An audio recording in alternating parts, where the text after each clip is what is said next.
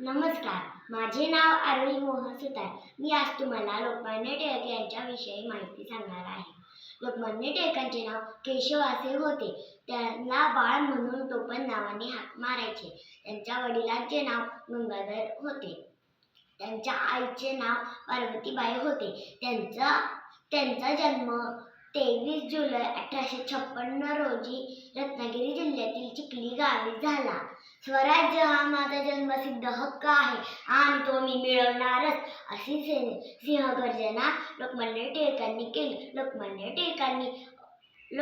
टिळकांनी केसरी व मराठा वर्तमानपत्रे लिहिली. लोकमान्य टिळकांनी केसरी व मराठा वर्तमानपत्र लिहिली. ते हुशार बुद्धीचे होते. ते कुशाग्र बुद्धीचे होते. त्यांना गणित व संस्कृत विषयात तरबेज होते. लोकांनी एकत्र यावे म्हणून त्यांनी शिवजयंती व गणेशोत्सव साजरा करायला सुरुवात केली. एक सांगू का?